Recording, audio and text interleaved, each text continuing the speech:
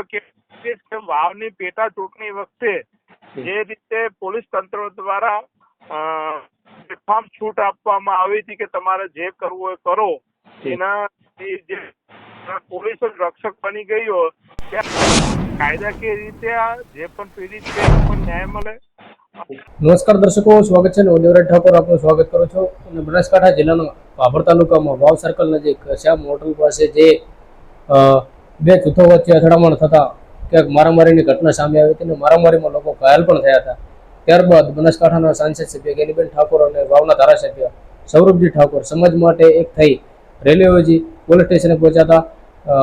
Rally યોજી Bhabhar police સ્ટેશને પહોંચ્યા હતા અને ન્યાય મળે તેવી માંગ કરી હતી. તેમજ આરોપીને જાહેરમાં આરોપીનો વાવ સર્કલથી કરી અને ભાભર પોલીસ સ્ટેશન સુધી ભરખડો કાઢવામાં આવે તેવી ગેનીબેન ઠાકોરે પણ માંગ કરી હતી. ગુલાબસિંહ આ બાબતે શું કહે છે એ સાંભળી આ વિડીયો.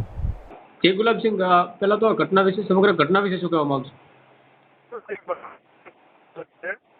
અને જે રીતે દ્રશ્યો સર્જાય એ પણ દુઃખદ બાબત છે. રાજ્યની અંદર માત્ર ભાભરની પણ સમગ્ર ગુજરાતની અંદર જે અમદાવાદ હોય કે જે અલગ અલગ શહેરો હોય એની અંદર તમે આવા હમણાં ખાસ સમયથી જોઈ રહ્યા છો કે પોલીસને કોઈ ડર છે નહીં. અને ખાસ કરીને બનાસકાંઠાની વાત કરીએ તો બનાસકાંઠાની અંદર પોલીસને અને કોઈ પણ બે નંબરના ધંધા કરતા હોય એની મિલી ભગત હોય છે.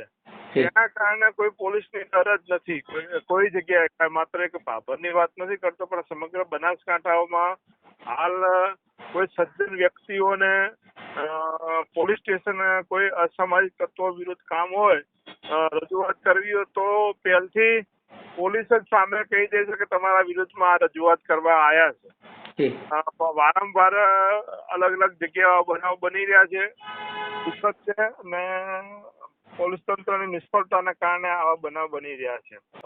કાયદાકીય રીતે જે પણ પીડિત છે એ લોકોને ન્યાય મળે.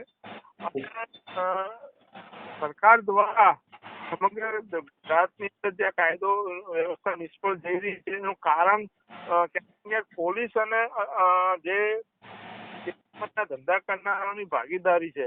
હું તો કહીશ કે વાવની પેટા ચૂંટણી વખતે જે રીતે પોલીસ તંત્ર દ્વારા બેફામ છૂટ આપવામાં આવી હતી કે તમારે જે કરવું હોય કરો, એના જે પોલીસ જ રક્ષક બની ગયો, ત્યારે આવા બનાવ તો બનવાના જ છે અને એના ભાગરૂપે જ આ બનાવ બની રહ્યા છે.